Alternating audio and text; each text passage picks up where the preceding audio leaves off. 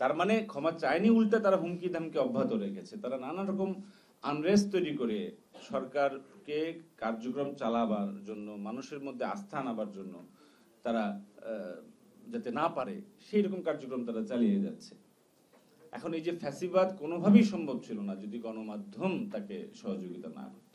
এবং ফ্যাসিবাদের যে প্রবণতা, আপনি দেখবেন যে উস্কানি দিয়ে দেওয়া, আপনি একটা ঘটনাকে ডিস্টর্ট ভাবে হাজির করা, কলাম লিখে বলা হলো। আজকে এমনও উদাহরণ এসেছে যে আবরার ফাহাদকে যেভাবে হত্যা করা হয়েছে, সাম্যকেও নাকি সেভাবে হত্যা করা হয়েছে। দুটি কি কোনো তুলনীয় ঘটনা? আমরা দেখেছি গত 9 মাসে, জুলাই মানে আগস্টের পর থেকে যে এই পর্যন্ত 38টি ঘটনা ঘটেছে, জুলাইয়ে যোদ্ধাদের উপর হামলার ঘটনা, 38টি ঘটনা, যেখানে প্রায় 78 জন আহত, 2 জন নিহত, সাম্য সহ।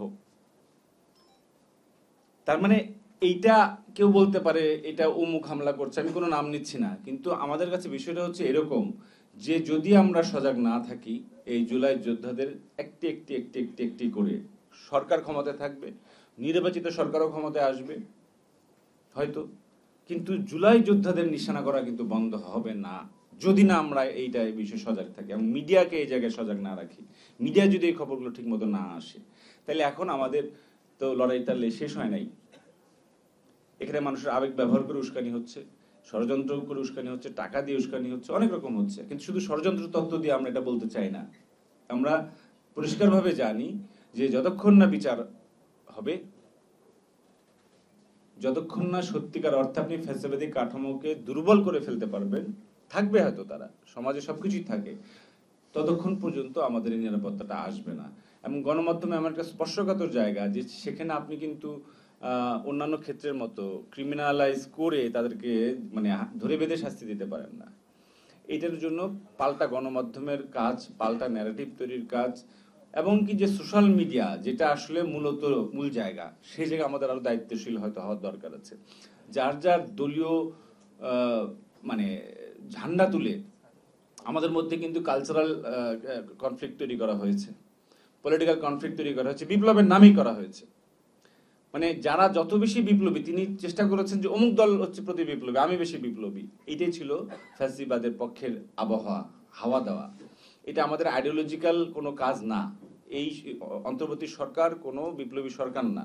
অন্তর্বর্তী সরকার কোনো হচ্ছে বলশেবিক বিপ্লব, মাওবাদী বিপ্লব বা ইরান বিপ্লবের মতো করে কাজ করবে না।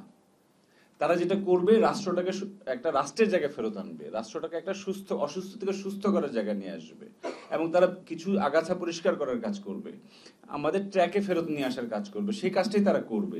এখানে কোনো আইডিওলজিক্যাল ব্যাপার নাই যে আপনি কোন ধরনের সংবিধান, আপনি ইসলাম বা ধর্মনিরপেক্ষতা, এগুলো কিন্তু আমাদের এখনকার কাজ না। আপনার যখন বাড়িতে ডাকাত আসে তখন কিন্তু আপনি মানে যে অবস্থায় থাকেন সেই অবস্থায় দৌড় দেন, তখন আপনার অজু করে বা টুপি পরে সময় হয়তো থাকবে না। আমরা সেরকম একটা যুদ্ধের মধ্যে আছি। আমরা ধরে নিচ্ছি যে আমরা বিজয়ী হয়েছি। এটা কি এত সোজা ব্যাপার বিজয়, যে আপনি 1.5 মাস লড়াই করলেন আর এত 15-20 বছরের মানে একটা মানে গভীরে চলে যাওয়া, এবং সেই গভীরে তো আমাদের মগজেও চলে গেছে। বাংলাদেশে কোনো নরম পন্থা কাজ করছে না। ফ্যাসিবাদী পন্থায় ফ্যাসিবাদী সরকার যেভাবে আন্দোলনকে ট্রিট করতো সেভাবে ট্রিট না করলে কেউ কথা শুনছে না, বুঝতেও চাচ্ছে না। তার মানে আমরাও একই পদ্ধতিতে অভ্যস্ত হয়ে গেছি। ফ্যাসিবাদ তো একটা মানে মানসিকতা, এটা তো অমুক ব্যক্তি তমুক ব্যক্তি না। এবং আমরা হাইপার অবস্থায় আছি, পুরো ইয়াংরা হাইপার অবস্থায় আছে, এবং তাদেরকে হাইপার রাখা হচ্ছে। মগজে প্রতিদিন রাতে প্রতি রাতে করে দেখবে যে নানান উস্কানি, নানান কিছু চলছে।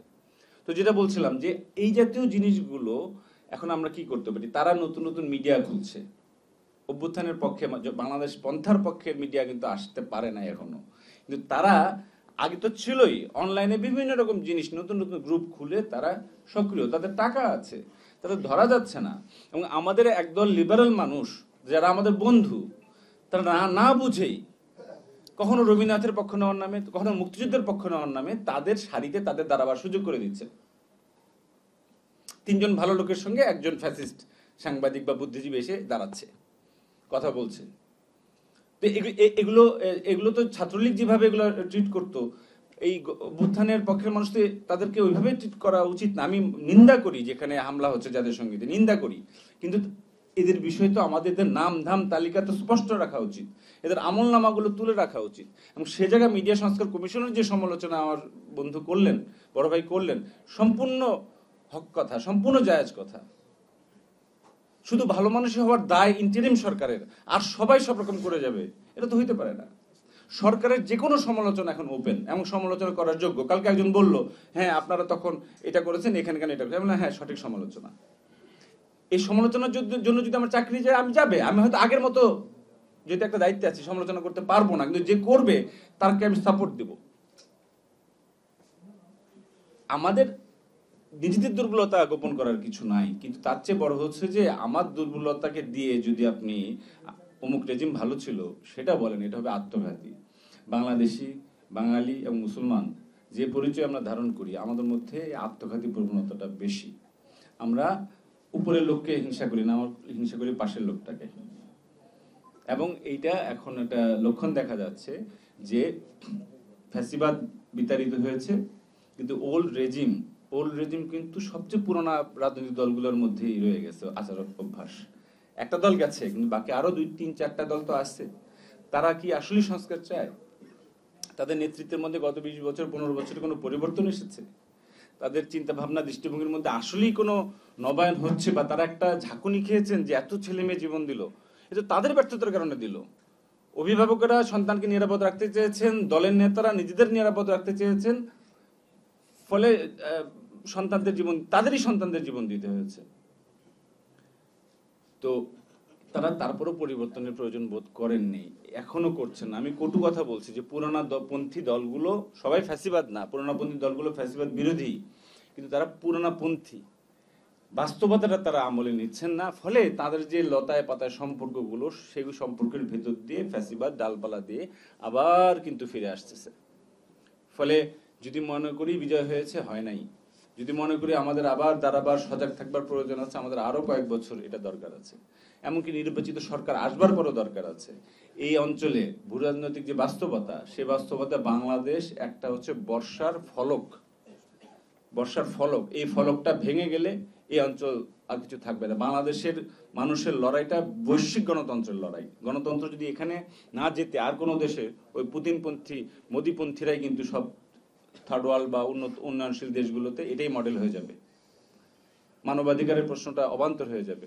একইভাবে বাংলাদেশ যদি তার স্বাধীনতা সার্বভৌমত্ব রক্ষা করতে না পারে, আর এই অঞ্চলের অবস্থাটা ভয়ানক হবে। বাংলাদেশ টিকে থাকলে দক্ষিণ এশিয়ার শান্তি থাকবে, বাংলাদেশের গণতন্ত্র বাঁচলে পৃথিবীর গণতন্ত্রের সামনে আশা থাকবে। আর বাংলাদেশের তরুণরা যদি পরাজিত হয়, তাহলে পুরো জাতিকেই কিন্তু দায়িত্বশীল যারা, তাদেরকে কিন্তু ওই জায়গায় ইতিহাস দেখবে যে তোমরা তোমাদের প্রজন্মকে ব্যর্থ করেছো। বিপ্লব তার সন্তানদের খেয়ে ফেলে। তো এটা যাতে আমরা মনে রাখি। আমরা হয়তো বেয়াদবি নেবেন না, অনেক কথা বললাম, কিন্তু এটা আসলে এসওএস। মানে কোনোদিন শান্তি আমরা একটা তো পাই নাই, তাহলে আমরা কেন ধরে নিব যে যেভাবে চলছে সেভাবে চললেই আমরা শেষ মানে মঞ্জিলে মকসুদে পৌঁছাতে পারবো? আমাদের কি পরিবর্তনের দরকার নেই? ফলে আমাদের আবার ওদের ঐক্যের ডাকটা আসা দরকার। এবং সাংবাদিক সমাজের একটা ঐতিহাসিক ভূমিকা চিরকালে ছিল। আমরা যাতে আর কিছু আমাদের মিডিয়া না থাকুক, কিন্তু ওরা তো রাজপথে নানান ভঙ্গিতে নানান উসিলে হাজির হয়, আমরা দলে দলে কেন মাঝে মাঝে হাজির না হই না? আমরা যাতে এই গবেষণাগুলো প্রকাশ কেন করি না? এখানে শরীফ ভাই আসছেন, তার সহযোগিতা আপনারা পাবেন। আমাদের যে সীমিত সামর্থ্য পিআইবি, সেখান থেকেও পাবেন।